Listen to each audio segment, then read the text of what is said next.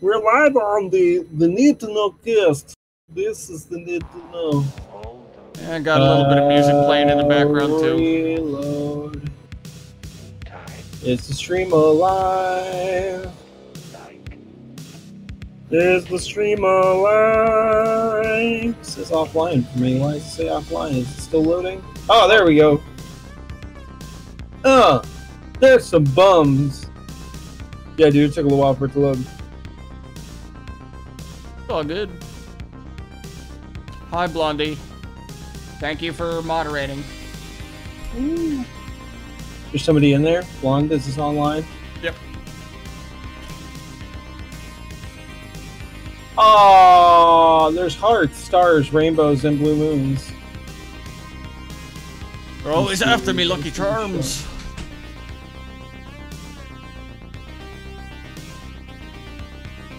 Let me go back to the channel.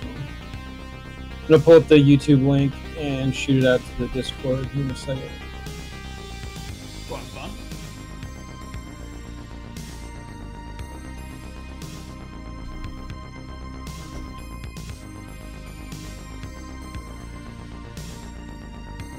I like this music, by the way. This is good. Dude, it's that playlist that you linked me to like when we first started.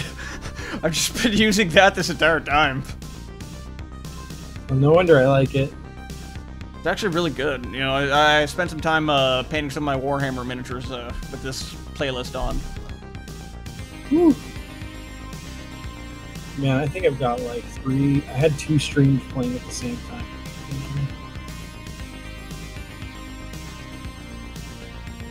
Why is this?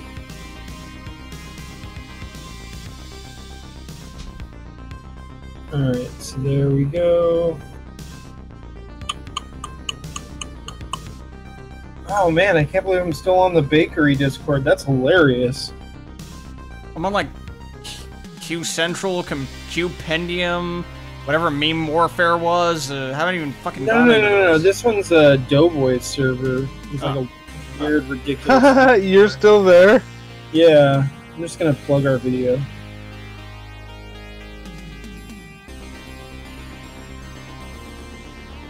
It'll be good. Word, they'll probably come troll. I'm down for that, actually.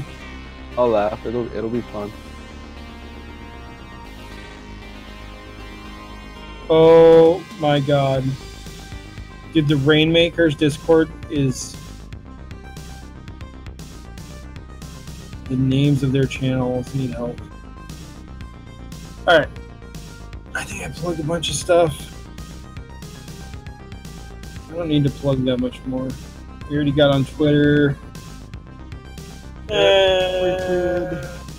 Whoever's going to show up is going to show up. Get on Twitter and retweet my dumbass. Not Twitch, Twitter. I need the Twitter. He-Man and the Masters of the Universe. I don't want to be good. I want to be evil. Fuck, dude. I needed a drink. I just took like, I don't know, 2 or 3 shots. I don't know how much. Oh boy. This is going to be a good podcast then. Fuck, bro. Goddamn, fuck. Week's over. Woo! Hang on Finally. a second. I'm gonna mute real quick. I'll be right back. No worries. Oh boy. Alright, so retweeting this. Just set it out. And let's see how the chat's doing on. YouTube is dead. Twitch is dead. It's gonna be a dead day. I'm down for a dead day. It's all good in the hood. Today, what do we got today? Today we're going to be talking a lot about North Korea because there's some back and forth about the missile stuff. We're going to be talking about Iran. I've found a segment with John Bolton talking about Iran sanctions. Quite a bit going on with Iran right now. Dude, it's kind of annoying. Check in on Israel because, Gaza and explosions. Mm-hmm. Oh shit, you're back. Yeah, I'm back. Welcome back. Yeah, surprisingly, I've actually, this whole week it was... it was kind of hard to keep up with the news and stuff, because I deleted the Facebook app from my phone on Monday. Whoa! Yeah, doing that, it's kind of made things, I don't know. You get your news from Facebook, bro? What the fuck? No, of course not. That's where I get what everybody's talking about. Have you tried Spider? Of course I've tried Spider. That's where I got Spider. But I love Spider. usually how I know what things are going on is what the liberals on my Facebook page are talking about and, you know, trying to say. Say, okay, what are they talking about? All right. Let's see what everybody else is talking about. That's interesting. Everybody gets their fake news from like somewhere else. Yep. We're ready to kick this thing off here in a second? Yeah, whenever you're... Just say the word, man, and we'll start our intro and all that good stuff. Alright, go ahead and bring us in, and then we'll start in on North Korea. Alright. And if we can get silence. And a 1, and a 2, and a ching chong potato.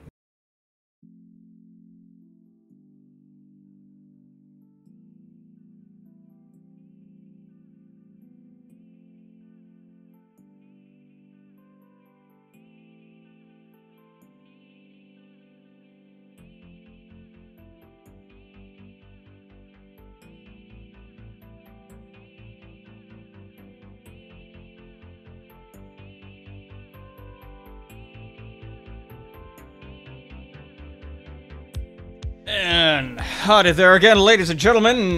Welcome to the Need to Know podcast, episode 11, airing live on this wonderful Friday, August the 10th. It's a lovely, lovely day. We've got Breadbox here with us. Heyo! We've got... That's loud. We've got political with us as well. Got a lot of topics to cover tonight. A lot of ground to cover. I feel like we always have so much to, you know, sift through at the end of the week. Oh, yeah. Oh, always. yeah, for sure. Always, always, always. But, well, at least we have a direction to go in. Yeah. It's a big week with old Donnie in the presidency, isn't it? It's a big week there with that Donnie guy, yeah. Every week is like that now. Shoot, seriously. But, you know, we knew that having President Trump would be good for the lulz economy as well as the, you know, real economy. So. 100%, bro. Kex galore. You see that tweet he did tonight? Which one? He's talking about Pelosi, how they should, you know, she should be allowed to destroy the Democrat Party. Well, you know, if they're going to destroy themselves, I mean, why waste the ammunition? Was it Napoleon who said never interrupt your opponent when they're making a mistake? Yep. Yeah, exactly. That's exactly the gist of his tweet. But oh man, some funny comments on that one tonight. So, you know, it's interesting we're talking about Trump and Trump wins. If you look at North Korea, you can see kind of like the art of the deal in motion, and we're seeing a little bit of that pushback and posturing. Try to get a little bit more leverage out of Trump from the North Korea side lately. You guys have heard about the controversy over their renewing their missile program, or rather continuing it? Yep. Yeah, so the next couple clips will help us kind of frame that a little bit and see where the media is taking the narrative. All right, so should we jump right into it? Absolutely. Here we go then, ladies and gentlemen. And now this, North Korea urging President Trump to drop sanctions. And this request comes just days after a UN report states nuclear and missile programs in North Korea were not halted, as the North Koreans have promised. To my panel this was again, about 3 days ago. Senior Research Fellow with the Asian Studies Center and the Heritage Foundation. And back with us, Colonel Alan West. Dean, let me start with you. How do the North Koreans expect the United States to take them seriously when we know they have? I've never seen this guy on a panel before, and they say drop sanctions. That's not going to He's great. No, it's not, but it's not a bad negotiating position, and that's really where the North Koreans are coming from. Basically, they are trying to leverage something for any concession that they give. So they say, okay, we've now given back 55 sets of remains. Rather than viewing this as the act of a civilized country, they view that as a bargaining chip. They want us to give them something before they'll go to the next step of denuclearization. Colonel West, they did return 55 sets of remains. I believe the extended number, though, is 5,300. Should the president say, oh, we'll talk to you and we'll consider all kinds of things after we get those 5,300 back, otherwise, no? No, I don't think we should extend any concessions to North Korea. We need to operate from a position of the moral high ground against North Korea. If you were to look at this as a faucet, they barely turned the faucet on. It's a couple of drips that have come out. We're nowhere near having a full capability of the water flowing. So we need to be able to get on the ground to verify what is happening. But I think from a political aspect, North Korea is trying to do everything they can at this moment to stall things because they're probably hoping that the Republicans lose in the House of Representatives, and that will take away a strong arm for the president going forward. Dean, would it take away a strong arm? The president, whether the Democrats or Republicans control the House, the president controls the foreign policy of the United States. Would it have an impact? Probably not, but that doesn't mean, again, the North Koreans aren't going to try. And I think it's interesting that right now the North Korean foreign minister is visiting Iran. So, again, just as there are folks from the previous administration trying to talk Europe into upholding the JCPOA, it wouldn't surprise me if they look at that and say, hey, maybe we can get some of that action in support of us, too. So how should we respond to the North Koreans and this, drop the sanctions? What is an appropriate response from our position? I think that one of the most important things we could be doing would be to pressure the Chinese and the Russians to make sure they don't backslide on the maximum pressure effort. Absolutely. Wonder why that Essex is down in the South China Sea right now. The North Koreans, we're not exactly best buds right now with the Chinese, with this potential trade tiff escalating, and with the Russians, I don't even know where to begin. Would that be realistic to go to them and say pressure the North Koreans? No, I don't think it would be realistic to do that. As a matter of fact, you want to talk about collusion, you just said that there's representation from North Korea going to speak with Iran, and we know that Russia is in bed with Iran in the Middle East. So we're looking at those Axis powers, if you want to put it that way, all working toward a similar goal. So I think the most important thing is to continue to economically and diplomatically isolate North Korea. And again, we should look at maybe reinstating some of those military exercises to show that we will maintain a state of readiness. Dean, how would the North Koreans react if we did reinstate the exercises that the president called off? I think the North Koreans would undoubtedly protest. They would probably hold exercises. They may renew missile tests on their own. But I agree with Colonel West. Just because the North Koreans won't be happy is not an argument for us not to do what we have to do to uphold our defenses and those of our ally, South Korea. I really like the way that clip goes. That guy, that analyst that they have from the Heritage Foundation, I think he's a real straight shooter. I like him. Yeah, I've never seen that guy either. You mentioned that. I've never seen him. I want to kind of look into him and see what he's all about, but that's the first clip I've ever seen him in. I think there might have been an issue there. What? I think I may have fucked up with our scene switching. So I don't think we were actually. I don't think anybody on the YouTube channel could actually see that clip. That's okay. Or hear it. Hear it? Actually, no, wait, no. I think they heard it. No, they had to have heard it. Somebody had to have heard it. We'll double check it when we come back and do the editing, and it'll be fine. Yeah, okay. We'll take care of it in post. Damn it, boss. I know, I dropped the ball, you guys. I'm sorry. Your ball's finally dropped. Woo! It's like, I mean, it's not like he doesn't do everything else.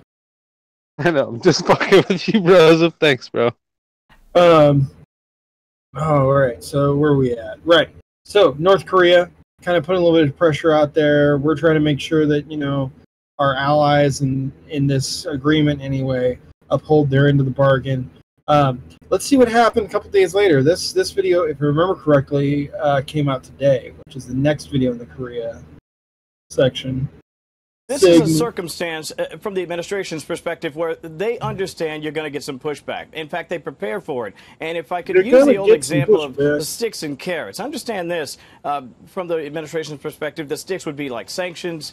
The sticks would be things like, threats, quite frankly. But then the carrots are things like diplomacy and relief. Well, North Korean officials, frankly, have suggested that the tone struck by President Trump is one of aspiration and cooperation and possibility. But what they're doing now is they're criticizing the more fact-based, hard numbers approach by Secretary of State Mike Pompeo and National Security Advisor John Bolton. They feel like the conversation with those gentlemen has been far less constructive. In fact, the North has previously described senior U.S. officials as being, quote, gangster-like in their approach to trying to work something out with respect to denuclearization. But They White House called Donald officials tell me as early as this morning that, listen, Kevin, this is all part of the idea of the hard work. They called him a gangster, too. They called him a daughter. Toward denuclearization. By the way, that work continues up to this very moment. Are you driving? And, in fact, it could ramp up, Julie, as the two sides perhaps. It is very hot in my apartment, and I am all right, I want to switch gears now, Kevin, to another topic, and that's the president talking about the violence in Chicago yesterday. Yeah, you know, all right, this is one of those circumstances. You can go ahead and kill that. That's all we need to hear from them. So,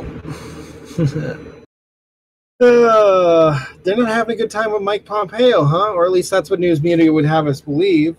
I mean, it's not like they started coming around immediately after Mike Pompeo was Secretary of State. Well, and you don't want John Bolton's hairy dick up your ass either.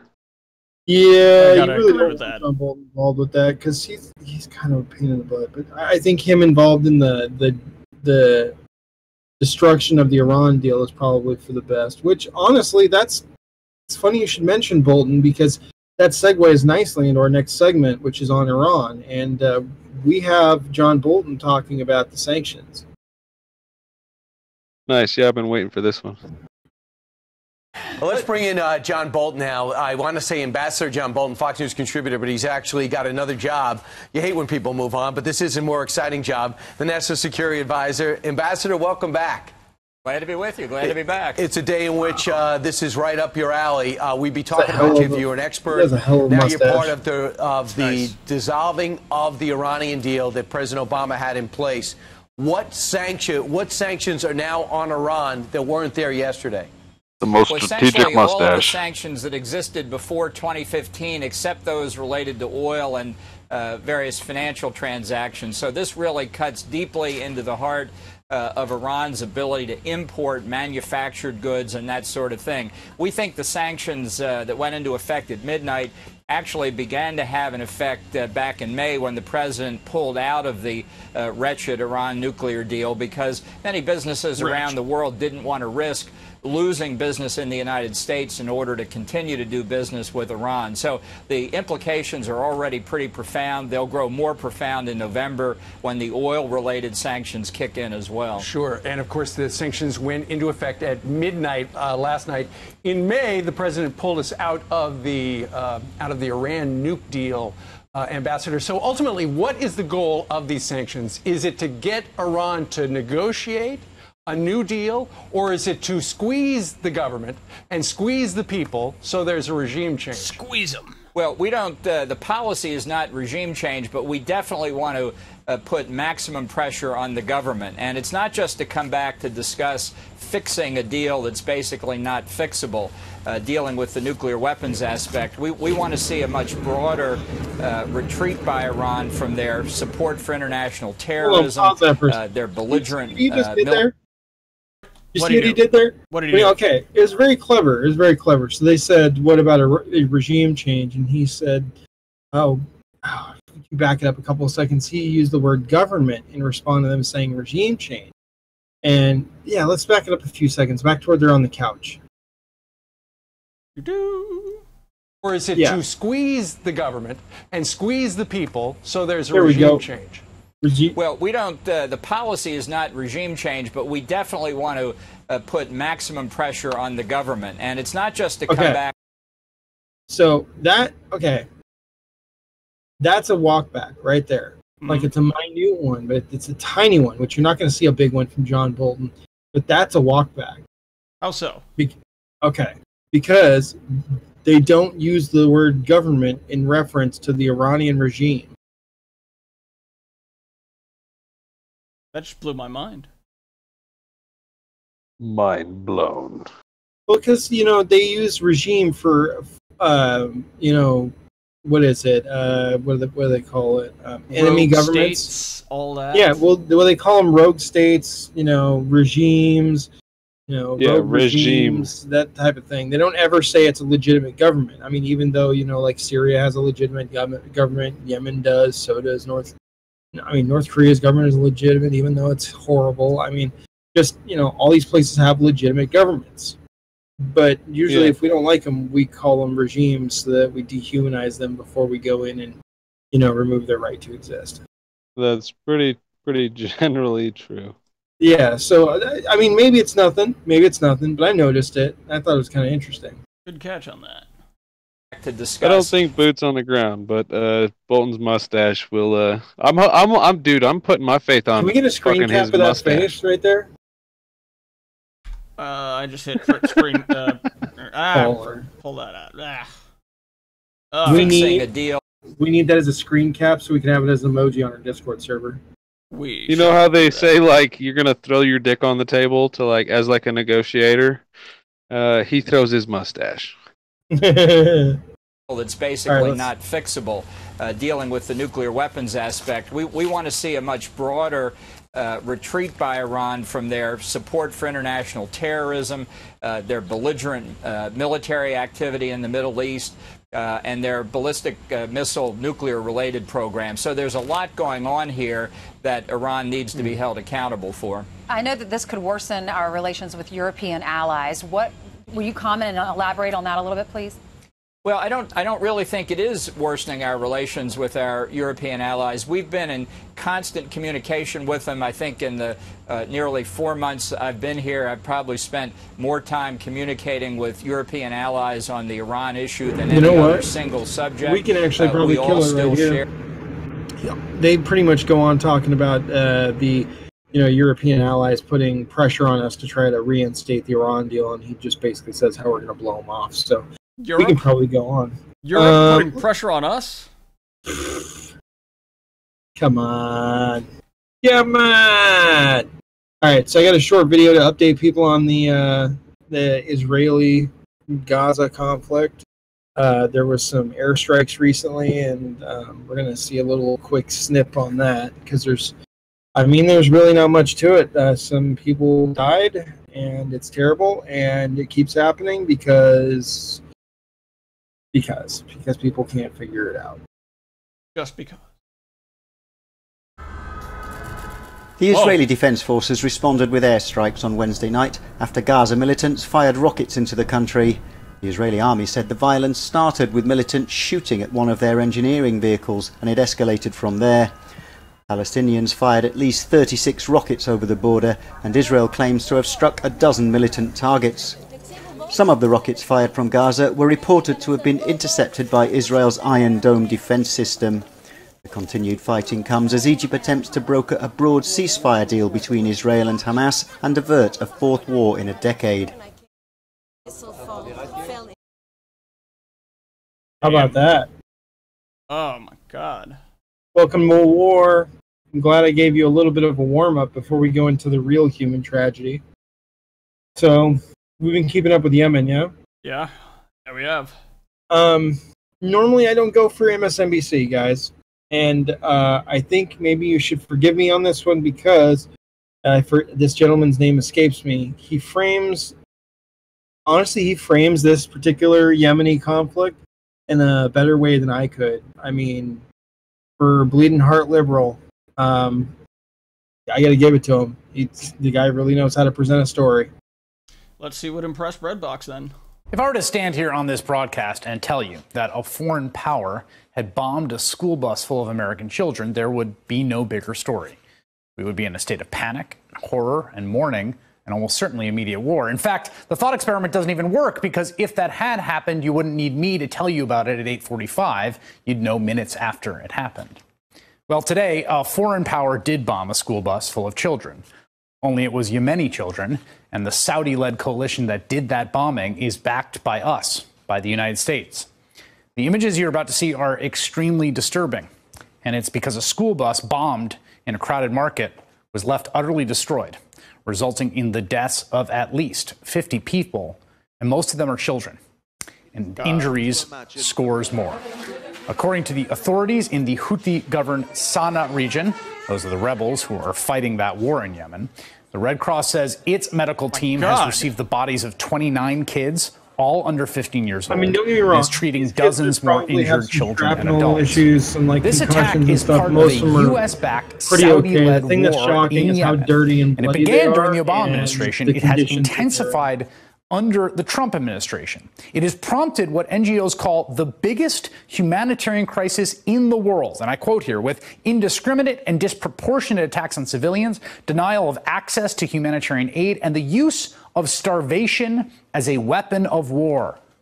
Now, the horror of this specific attack prompted a howl of outrage from Democratic Senator Chris Murphy.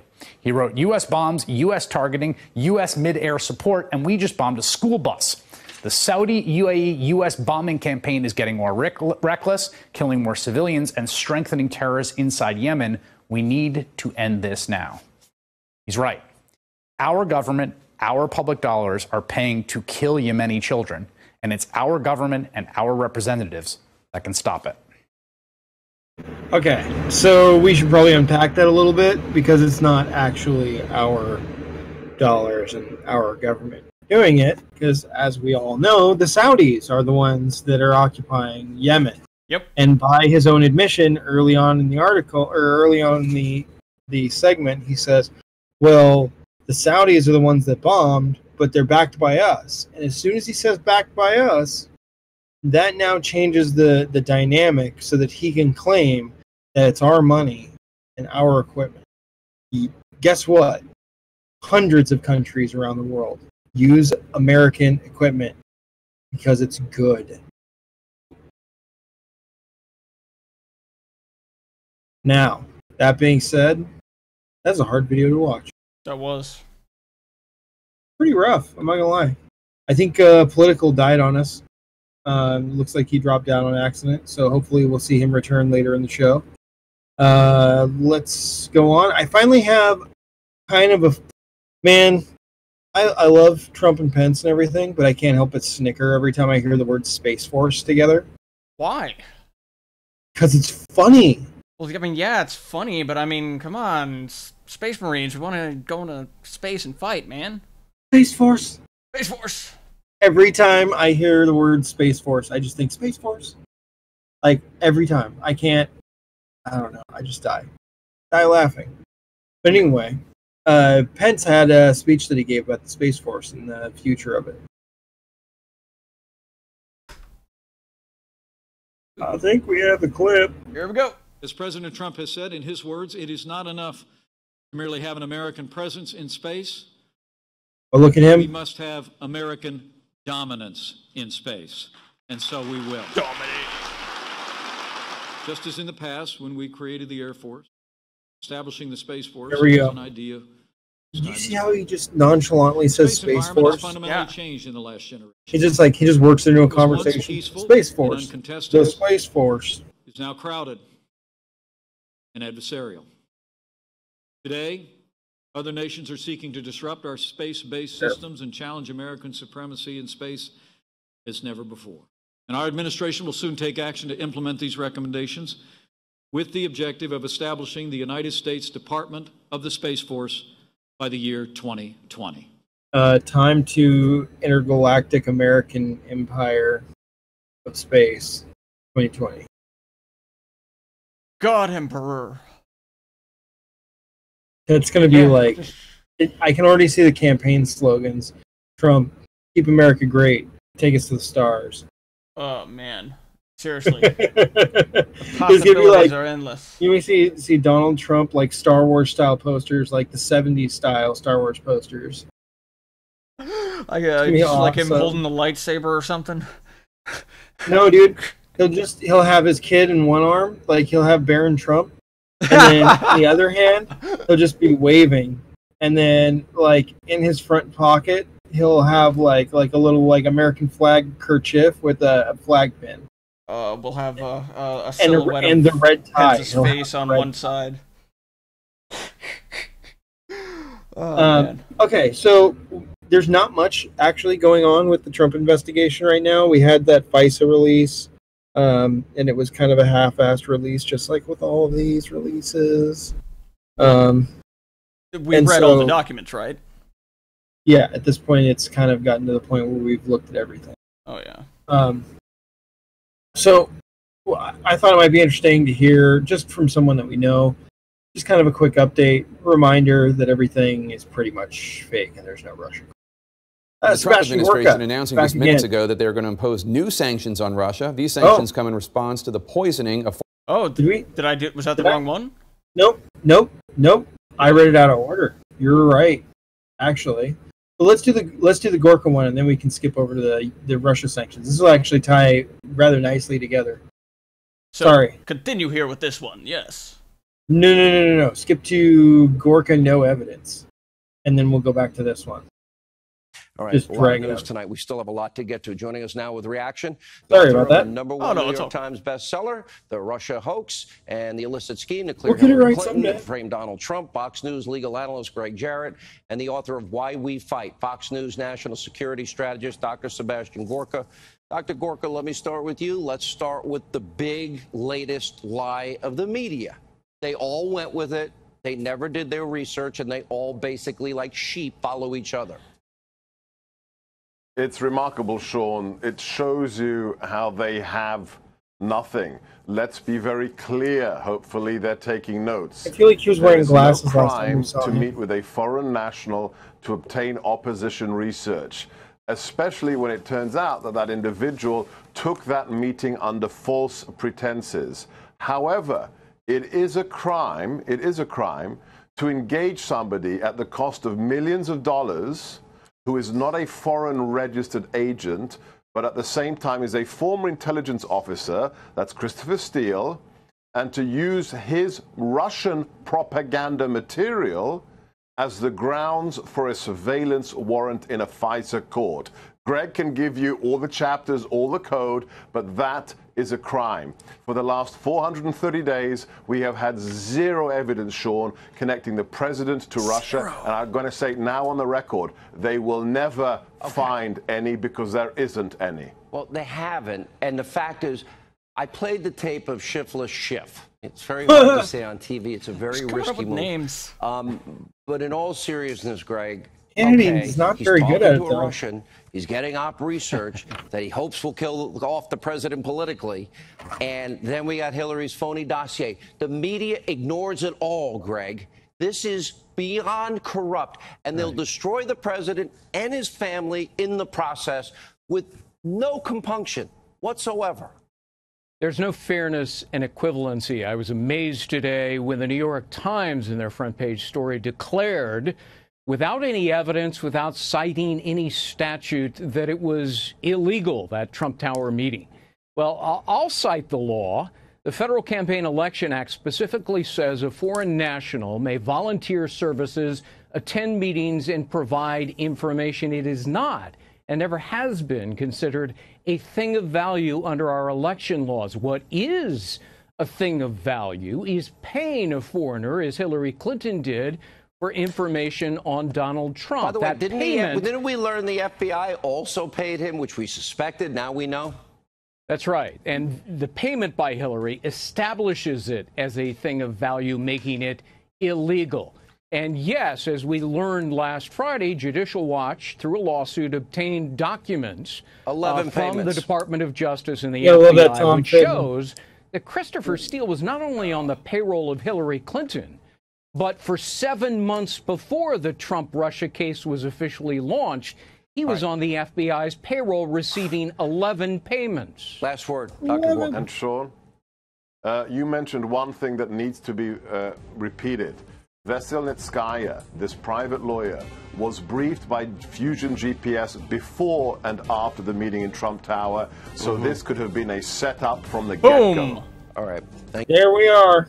Oh, there's your setup. There's your placing of Paul Manafort into a camp, and there's Look at that's that why they were face. only there for less than 3 months in that campaign. Look In at the this. Trump campaign. Look at this panel. This is the panel of. This is the 3 stages of fuck. This is. Did you just tell me that? And then the second one, Sebastian Gorka, he's like, oh, now we really have to get into this. And then Hannity is laughing at you after you realize how dumb you've been. They just want to know. They just want to be able to just say, no, Trump likes golden showers. He likes the golden showers. He likes to get peed on. Oh, man. Okay, so now I guess we can talk about the Russia sanctions. All right. Let's just roll right on into it. The Trump administration announcing just minutes ago that they're going to impose new sanctions on Russia. These sanctions come in response to the poisoning of former Russian spy Sergei Skripal and his daughter Yulia, the United Kingdom blaming Russia for using a military-grade Soviet-era nerve agent that nearly killed them on UK soil. Moscow has denied that charge. CNN's Jim Sciutto joins me now. Jim, what can you tell me about these sanctions? Well, the first thing we should note is these sanctions are required by law, long existing U.S. law, when it's determined by the U.S. that a country has used chemical weapons, as the U.S. has determined here, that Russia used a chemical weapon to attempt to commit murder on UK soil. We should note that the Trump administration is imposing these sanctions about 30 days after the deadline imposed by that law, but they are following the law as it's written. You have two potential rounds here. The first round of sanctions, relatively light. It can affect some exports, some financing. The real test is going to be if Russia does not allow inspections of chemical weapons. What? Keep going. Facilities and does not make assurances they will not use chemical weapons again. Then there are even harsher sanctions that could ban all imports and exports and diplomatic relations. That will really be the real test for this administration. Interesting. So their hands is forced. They're kind of in doing. Okay. You see it? The Minecraft thing? Yeah. I can't believe he has a Minecraft mug on his news desk in the middle of a... What? Damn it, what happened? I missed it. Dude, look at the still image. Look at what's on the table. Minecraft? It's a mug. It's his mug, bro. Yeah. He's one of them little fucks. Dude, I love Minecraft, but like, come on. No, but that's like the worst fucking thing in Minecraft, those little fuckers. Yeah, the creepers, but it's so recognizable. But anyway, we kind of telling it. I just saw that out the corner of my eye, and I was like, hold on a second. Hold on. Does he have a Minecraft mug on national news? Find a Sorry, server. bro, my fucking shit died. Now we got to figure out. Yeah, we got to figure out what his server is. Yeah. All right, let's go. Because they have to. That's the law. Exactly. And earlier today, an interesting move. Senator Rand Paul, Republican of Kentucky, delivering by hand a letter from President Trump, giving it to Putin's administration in Russia. It's not really clear what's in the letter, though. No, it's not. And initially, Rand Paul advertised this as something, as he was sort of a courier here between President Trump and President Vladimir Putin. But we are told by White House sources that, in fact, President Trump was, in effect, doing a favor for Rand Paul. Rand Paul was in Moscow. He wanted to meet with the Russian president, and President Trump, this according to the White House, wrote a letter of introduction, and that this was not some secret communication between Trump and Putin. Through Rand Paul. Tonight, Republican Senator Rand Paul announcing that he delivered a letter to Russian President Vladimir Putin, which he claimed was from President Donald Trump. Tweeting, quote, "The letter emphasized the importance of further engagement in various areas, including countering terrorism, enhancing legislative dialogue, and resuming cultural exchanges." The White House, however, says the letter was written at the request of the senator, not the president, to help Paul obtain a meeting with Putin that has not happened during his solo trip to Russia. President Trump provided a letter of introduction, Hogan Gidley, deputy press secretary, said in a statement. In the letter, the president mentioned topics of interest that Senator Paul wanted to discuss with President Putin. Senator Paul and Mr. Trump, however, share an interest in improving relations between the U.S. and Russia. While in Moscow, Paul spoke of the need for diplomacy. Diplomacy, conversations, dialogue, communication, all of that is incredibly important. And my goal in coming to Russia is to say that we want to have open lines of communication. However, Paul did not answer CNN's question when asked if he confronted Russian officials about Russia's ongoing interference in U.S. politics. Senator, did you speak about election interference as well? Did that come up? We had general discussions about a lot of issues, and basically we've decided that Right now, what we're trying to do is have dialogue, and I don't think we solve issues other than, see, our biggest issue right now is no dialogue. It isn't the issues at hand.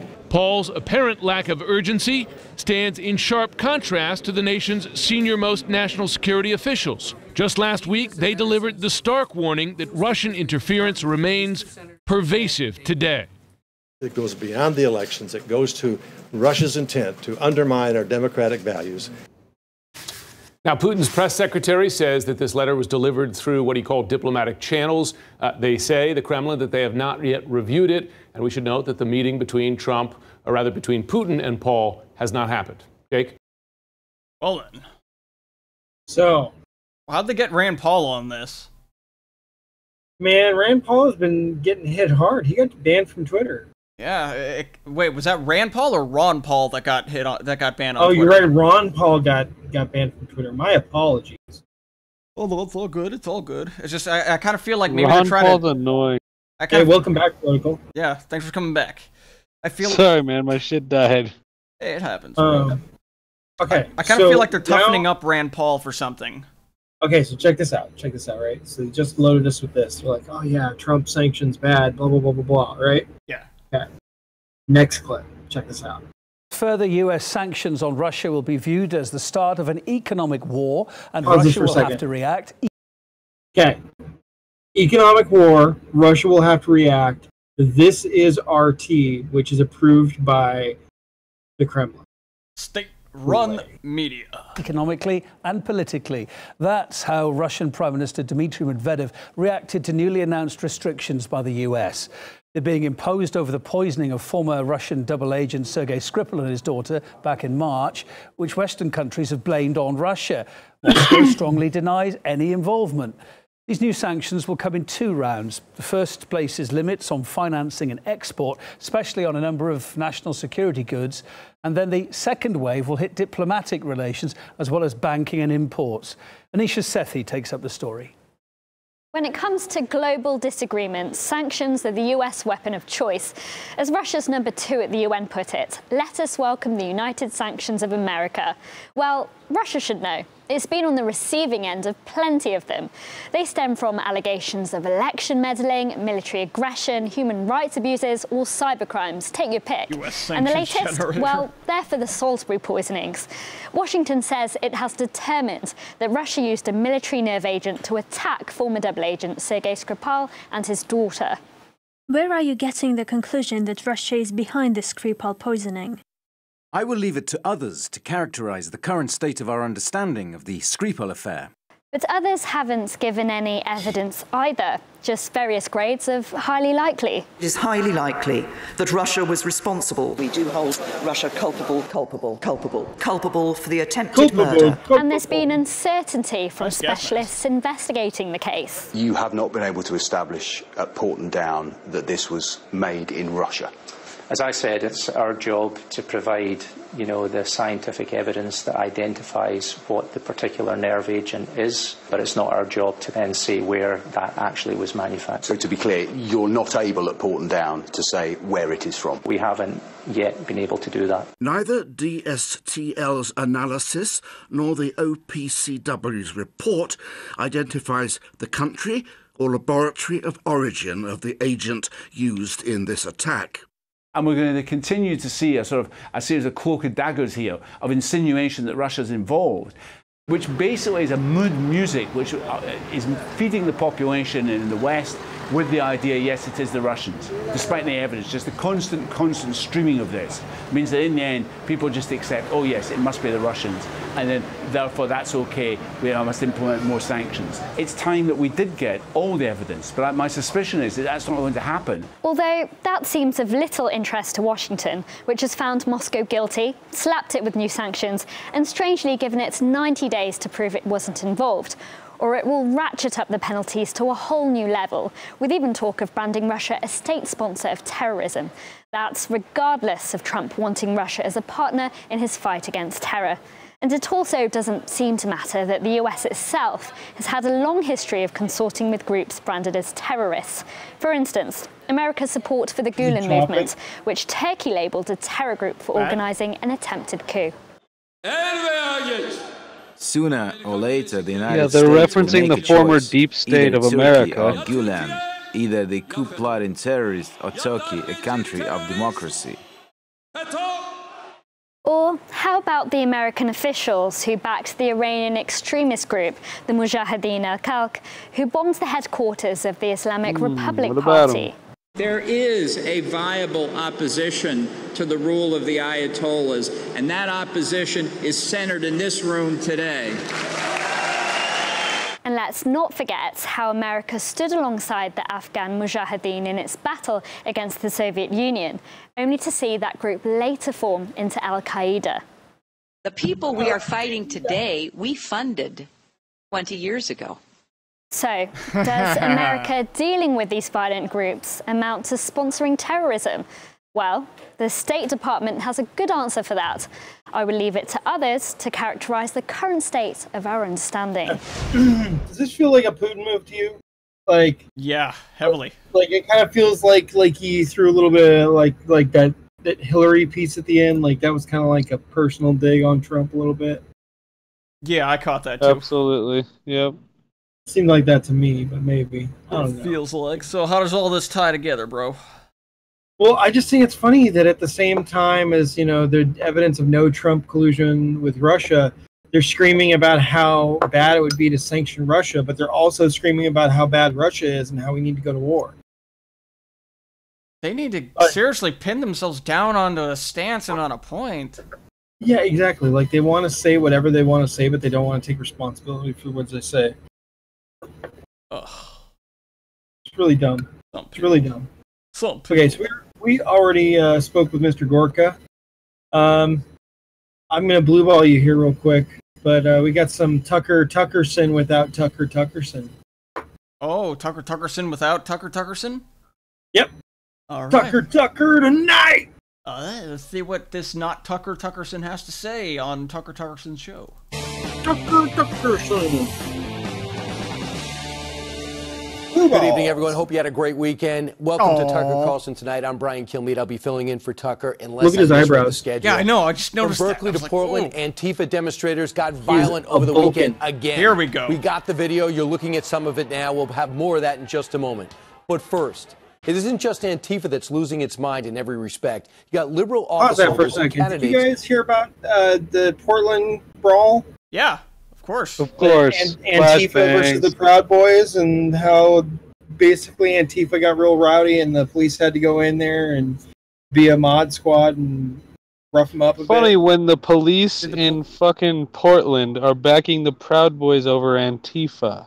Just think about that. And throwing flashbangs at Antifa. Wait, that happened? That happened? Yeah.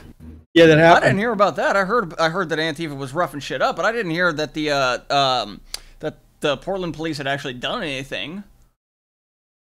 So damn, man, I'm learning a lot today. They got rowdy as fuck. I always learn something with you guys. Hey, you know, we try. They're moving fast to the left. Democratic Senator Brian Schatz, for example, of Hawaii, he's publicly announced his support for New York Times writer Sarah Jeong in her racist, anti-white, anti-cop tweets. In Arizona, gubernatorial candidate David Garcia wants voters to imagine a world where anybody can enter freely from Mexico. Anybody. I want to just take a second and imagine. Let's just imagine. Just imagine. No wall. Just imagine. No wall in southern Arizona. Yeah, can you imagine that nightmare? In New York, gubernatorial candidate Cynthia Nixon, yes, she's legitimately running still, says it's time for the Democratic Party to overtly push socialism, and others on the left seem on board. The establishment is terrified of that word, socialism. But if we learned one thing from the Obama years, it's that Republicans are going to call us socialists no matter what we do. So we might as well give them the real thing. I think this is going to be, though, a big debate point on that Democratic primary stage in 2020, isn't it? I don't even think it's going to be a debate point. You either embrace the label and own it and be a player, or you can be like Andrew Cuomo and be off in the sidelines. You believe this? It's like the Republican Party is getting the gift that keeps on giving. Nixon's New York Democratic colleague, Attorney General candidate Zephyr Teachout, that's her actual name, wants to prosecute ICE. ICE has to be abolished. And I say God, that now as somebody this who's video. running ICE for has one to be of the frozen. top law enforcement jobs in the country. And as Attorney General, I will continue to speak out against ICE. I will prosecute ICE for their criminal acts. I'm embarrassed for her. And conservative lawmakers, officers, and ordinary Trump supporters continue to face harassment from those heeding the call of Congresswoman Maxine Waters. Remember? If you see anybody from that cabinet in a restaurant, in a department store, at a gasoline station, you get out and you woke. call the crowd. And you push back on them. And you tell them they're not welcome. Treat people like crap. Columnist Mark Stein here. Mark, there are times when you have to really split hairs to find out where the problem is. Ban ice, no more iced coffee. Where do you start? First off, socialism. Let's just embrace it. Right. Right. You know, 20 years We ago, during need the Clinton era, when socialism. you watched First campaign step towards the ads, realization of the communism. Democrats all ran as pseudo-conservatives. That I'm Fred Smith. I'm tough on crime. I believe in and you had to wait to the end to find out whether this was a Republican or a Democrat pretending to be tough on crime and all the rest of it. And I can understand that's frustrating. And they want to let their inner leftist out. And if you look at the last election cycle, one of the problems with the Democrat Party is that moderate Democrats, centrism got associated with the Clinton kleptocracy. Hillary is just someone whose turn it was and was running a phony baloney foundation that's some kind of racket for getting like 7-figure sums from layabout Saudi princes for doing nothing. And that tainted centrism. And all the romance on the Democratic Party you saw with Cynthia Nixon. All the romance is on the far left, and they're moving farther and farther left at an extraordinary rate. Well, you have that 28-year-old who upset Joe Crowley, and now she's the rock star without any legitimate substance. No. She lives in fear of the follow-up question to any topic. But you see, that's like the old, I can't remember whether it's Lenin or Stalin, who, famous line, whom? In an age of identity politics, what matters is which side of that you are. Are you the approved designated group, as that young lady is, or in the ICE dispute, for example? The reason they don't like ICE is because ICE detains illegal immigrants. I don't particularly like the immigrant. Anyone who's been through legal immigration isn't fond of the immigration bureaucracy. But for the Democrats, it's simple. They like illegal immigrants, so therefore the people on the other side of that question, the immigration enforcers, are the bad guys. So there's a lot of law enforcement officials in families. If you don't have one directly in your family, you have one related to you, might even be a good friend of yours. When you say abolish ICE, that hits home everywhere. In what country is that a good political thing to do? And some Democrats, I think, are worried about the abolish ICE move. And I'll add something to that. 9 out of every 10 arrests through ICE are people with criminal records. What's your problem with that? Well, the reason the leftists are keen on that is because they don't care about that. Just so you listen to that guy who's running for governor in Arizona, and he's saying, imagine a world where anybody can enter from Mexico. There's a name for that world. It's Mexico. If you let anybody enter from Mexico, you become Mexico. The border moves north, and eventually it's at the Canadian border, and you're all Mexico. I thought the debate was between the fence, the drones, or the solid-state wall. The debate is now for open or all in? No, because, again, that's like the old-school Democrats. Yes, of course I believe in border enforcement once we have the amnesty and we legalize these hard-working people who just want... And it gets frustrating to have to do that. So it's much easier to let your inner open borders side out. Their open borders, their identity politics, they've had it with the whole Clinton thing of pretending to be... they don't want sister soldier moments, any of that anymore. They don't want to triangulate. They don't want all the equivocations. I think they, at a certain level, they actually feel dirty from living with those accommodations. And last time round, Bernie Sanders... if it had been a free nominating process, would have won, because that's where the party is. $31 trillion for Medicare for all. You had this this woman from New York who's going to get the seat that Joe Crowley had come out and say, we're going to essentially get rid of the $700 billion to give to the military in order to fan that out and pay for all her social programs. No, well, that's the fascinating thing, because if you look at genuinely socialist countries, the average European social democracy in Scandinavia or whatever, they pay for their socialism. What you have here is actually a fantasy socialism where they think none of these trillion-dollar sums mean anything, so let's just give even more and more trillions to everybody. Mark Stein will be filling in for Tucker on Wednesday. Until then, Mark, I'll see you in the halls. I'll say hello, but it will never be the same. Oh, boy.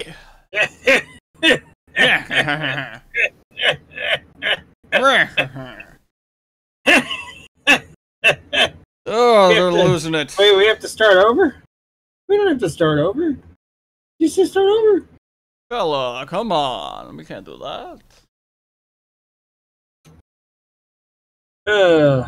What? Oh, they're just moving again farther and farther and farther and farther to the left. So I don't know, in that scenario, with the way that was described, that kind of seems like, we were protected from something by Hillary Clinton winning that, that nomination. She got the nomination. Only a little bit. You gotta remember, Bernie was pretty far to the left, bro. Well, yeah, of course. So Hillary won, dude. You're wrong. Like, Hillary is not a communist, like straight up communist. She's just like she's a kleptocratist. Just stealing. She's a kleptocrat. That's what we call them. Kleptocrat. What I call her. Anyway, where are we at? Right. So, California's burning again. Speaking of kleptocrats.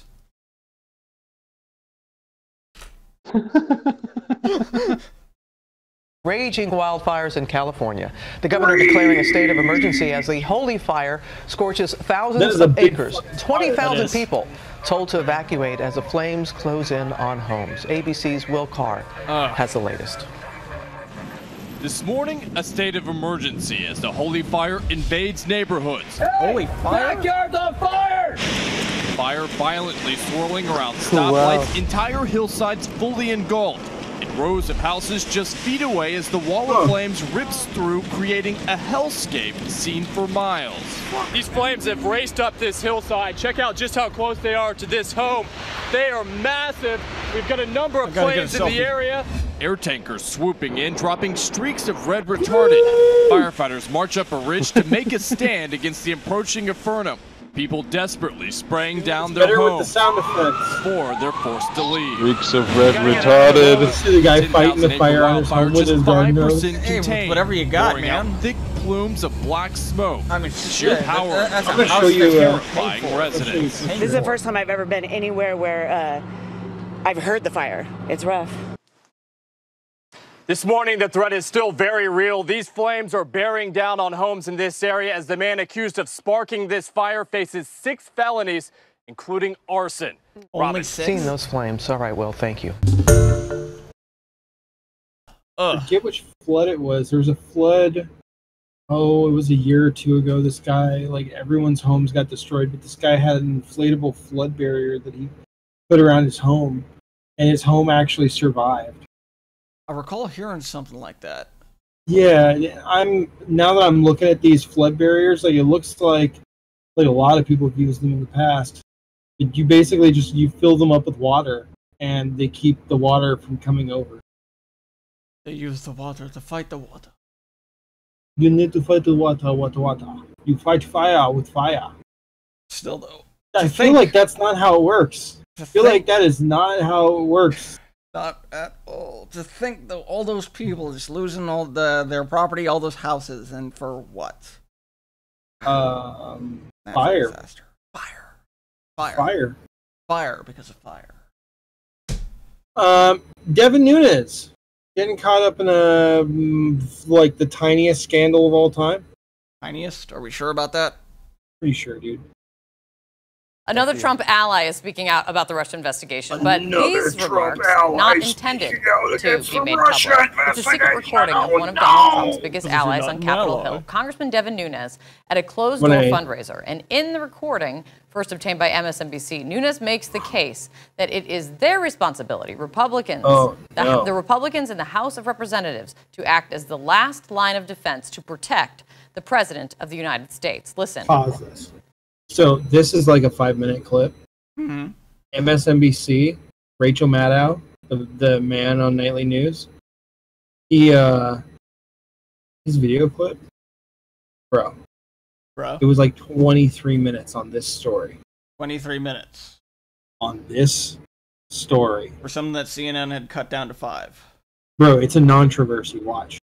So therein lies, so it's like your classic catch-22 situation where, I mean, we're at a, this what puts us in such a tough spot. Rachel Maddow. If Sessions won't unaccuse Mueller won't clear the president, we're the only one, which is really the danger. That's why I keep, and thank you for saying it, by the way. I mean, we have to keep all these secrets. We have to keep the majority. If we do not keep the majority, all of this goes away. Sheena's Raj is in Washington with much more on this. Monty, as I listen to this, on one hand, not surprising to hear Devin Nunes make the case that he doesn't want the president to be impeached. But on the other hand, he seems to be saying it's Congress's job to protect the president rather than serve as a check on the executive branch, which is their job. No question about it. And it's also Congress's job, in his view, House Republicans' job, to protect the president from the Mueller investigation, which is actually what the Democrats have been accusing Nunes of doing for the past year, ever since when he initially was running the Russia investigation. He came across what he viewed was something as controversial. He went to the White House, briefed the president about what he viewed as of concern in some intelligence reports, did not even brief his own committee. That prompted a lot of outrage from Democrats. His questions about how he handles some of the classified intelligence forced him to temporarily step aside from running the Russia investigation. But outside, he continued to wield power. He squashed Democratic efforts to bring forward witnesses to the committee, to issue subpoenas and the like. And Kate, this essentially these private comments at this fundraiser feeding into the narrative that Democrats have been pushing for some time, that is all about Nunes protecting the president as he investigates the investigators, the FBI and the Justice Department, rather than what Russia did in 2016. Kate. And Manu, there's much more in this as well, in this fundraiser that he talked about. He talks about it, almost seems to be acknowledging a strategy when it comes to possibly impeaching someone else, the man overseeing the Russia investigation, Rod Rosenstein. Yeah, he raises some questions about the timing of impeaching Rod Rosenstein, suggesting that it's best to do this after the Senate were to confirm Brett Kavanaugh to be the Supreme Court, next Supreme Court justice, because of concerns that the process could tie up the Senate and imperil the efforts to confirm Kavanaugh before the midterms. Here's what Nunes said. Yeah, well, it's a bit complicated, right? And I say that because you have to, so we only have so many. Wow, the audio's bad. Oh yeah. So if we actually vote to impeach, okay, what that Get is, in, everybody. is the Senate then has to take it up. Well, then you have to decide what you want right now, because the Senate only has so much time. You want them to drop everything and not confirm the Supreme Court justice, the new Supreme Court justice. So that's part of why I don't think you're not getting from, like I've said publicly, Rosenstein deserves to be impeached. I mean. So I don't think you're going to get any argument from most of our colleagues. The question is the timing of it right before the election. That's the Senate, so the Senate has to start. The Senate would have to start. The Senate would have to drop everything they're doing and start with impeachment of Rosenstein. And then you take the risk of not getting Kavanaugh confirmed. So it's not a matter of that any of us like Rosenstein. It's a matter of time. Now, Kate, there are not the votes in the House to impeach Rod Rosenstein, and certainly not the votes in the Senate to convict him. But clearly, Nunes has been pushing this line for some time. And Kate, also, I've asked both the Speaker's office and also Kathy McMorris Rogers, who's the member of the House Republican leadership, who Nunes' fundraiser was attending, that fundraiser, if they agreed with Nunes on these 2 points. I have not heard back yet, so we'll see if they align themselves with Nunes, particularly about whether or not they believe the House majority is necessary to protect Trump from Mueller. Kate. Yeah, absolutely. Yeah, I mean, Kathy McMorris Rogers, you heard her right there on the tape with them. It'll be really interesting to hear what she has to say. It'll be really interesting to hear what she has to say. Really interesting to hear what she has to say. Do you want to hear what she has to say? I don't want to hear what she. I don't care. I kind of don't give a shit what she has to say. Exactly. All right, so I actually got us 2 clips for a high note. Sorry, you just cut out there. I got us two clips for a high note this week. Dos muchachos. Those feel goodsness. And we've had a lot of feel bad because that Yemen clip was pretty rough. I'm not gonna lie. I don't like seeing kids all banged up like that. Nobody does. So, well, I mean, with that in mind, I know that it's bad. You know, Nunes is getting raked over the coals for nothing, and North Koreans are trying to get something out of us when they can't get anything. The Iranians are getting stomped on for, having their nuclear program start up, which is great. So I know the world is terrible out there. Horrible. But let me tell you, there are even more ridiculous things still than the forest fires happening in California. Let's find out. President Trump's star on the Hollywood Walk of Fame has been obliterated. And this time, police didn't have Now, this story was from about 3 weeks ago. We didn't follow it because it didn't seem like it was that big of a deal. Way to fix that star, Jazz. Yeah, they're wasting no time. Take a look. Already they have the star, or the big square of concrete, removed. And what was done to this star, I mean, look at the crowds. It's attracting a lot of attention. Now, the suspect, the man who allegedly did this, destroyed it with a pickaxe. He was just identified as Austin Clay. He's in custody, and the chamber says it plans to prosecute Go to home, the Superman. full You're in the extent wrong of the universe. law. Snapping photos and taking videos. Tourists and locals surrounded what was President Donald Trump's star on the Hollywood Walk of Fame. I got some of the pieces of it because I'm gonna sell them on eBay. It's history. I mean, let's be honest. Look at my avocado shirt, isn't that way? Brian Donnelly wasn't the only one to scoop up chunks of the costly star that were scattered on the street. He took these photos of people grabbing the pieces right out of the hole in the ground. Police say a 25-year-old man turned himself in around 4:30 this morning, about an hour after he claimed he used a pickaxe to destroy it. Police believe he hid the tool in this guitar case until he needed it. I just seen a guy going to town on, not even close. I guess the ground or whatever. I didn't know what was going on. And this isn't even the first time it's been done. Jeremy says he met the suspect and his girlfriend last night. He told him about their plan. This video shows the alleged girlfriend dancing on the star. He said he actually wanted to come back, probably when there was no one around, which he did like 3 in the morning. And he said him and his friend already went to Home Depot the day before to get a pickaxe. A man from Germany took this photo of the star last night. It was already tagged with cuss words. Hollywood. Welcome to Hollywood. Where are you guys from? Greg Donovan, who works along the Walk of Fame, decided to stand guard over the star for several hours, holding a Trump 2020 sign. This is a California landmark. He's our president, and whoever did this, it was wrong. This is the second time, so something has to be done. In 2016, a video posted on Deadline Hollywood appears to show a man named James Otis dressed as a construction worker smashing the same star with a pickaxe. Otis had said he planned to auction off the pieces to raise funds for the women who accused Trump of sexual assault. This morning, our camera was rolling when another man walked up and graffitied the broken stone. The sentiment out here seemed to be much of the same. Leave the star alone, no matter what your personal beliefs. Well, I mean, it is a stone. It's actually vandalism at this point. It's one thing to protest, but it's another thing to destroy, private property. Whether you like the man or not is completely inconsequential. You don't do that to the Walk of Fame. Yep. And let me read you what the Chamber of Commerce had to say. When people are unhappy with one of our honorees, we would hope that they would protect their anger in more positive ways than to vandalize a California state landmark. And Jeff, the Chamber says there is a ton of security video out here that caught this man in the act. It's going to take several days before they get this star repaired. So the guy that, well, let's watch the next video first, because you should see what the city's reaction was to this. And I'm not talking about the city officials.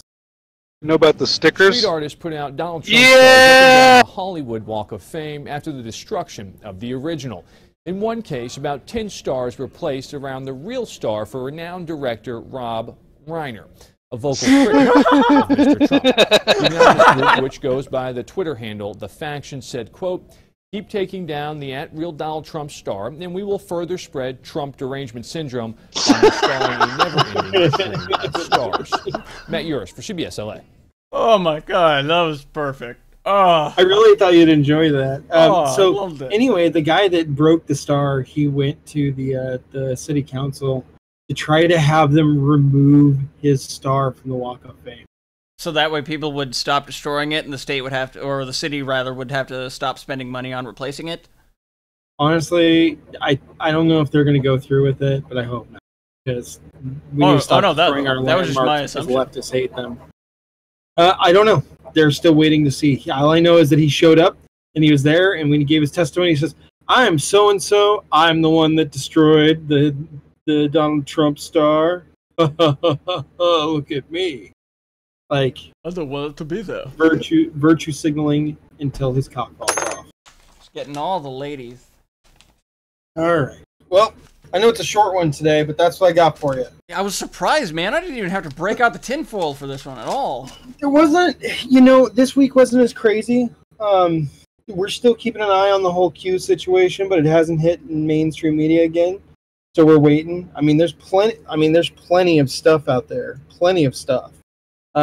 Vice Media has done a piece, and even Scott Adams came out and talked about it. And Jack Sobick is, sticking his hand in the cookie jar. Like, there's a lot to talk about in that area, but I think what we should do is wait until it kind of shakes out, and then we can do a report on it.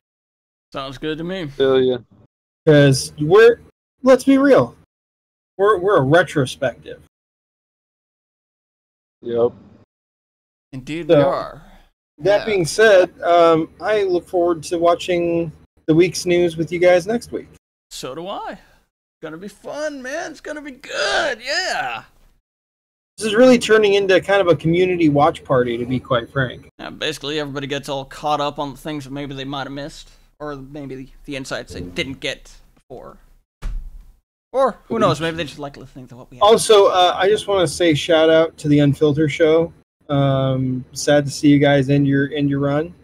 I know they probably aren't watching our show, but just so that it's on YouTube, my virtue signal intact. You guys did a good run. Sad to see you go.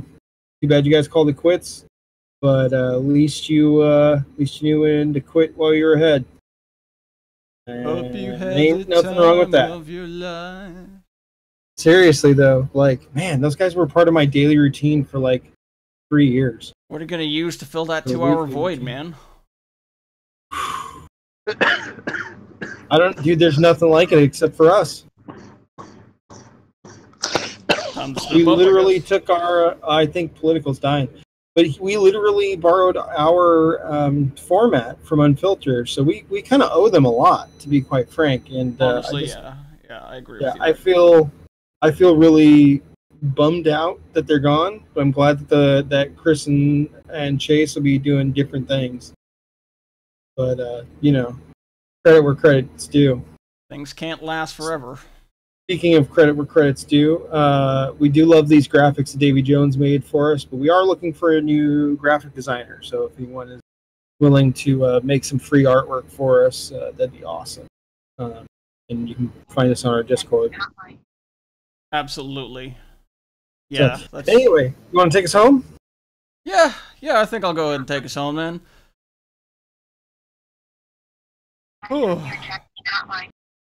Oh, someone's talking. Politico's getting calls from his bill collector. That's cool. I'm getting calls from mine too as well. All right, well, thank you everybody in the chats for tuning in and joining us this week. Sorry it was a little bit of a short one, but hey, it's all good. You still got a chance to hang out and all that. Learned a few things. Had a good time. I know I did. Did you? Did you, Breadbox? Political? Oh, yeah. Yeah, bro, that was chilling. Yeah, man, it's good. Always good hanging out with you guys.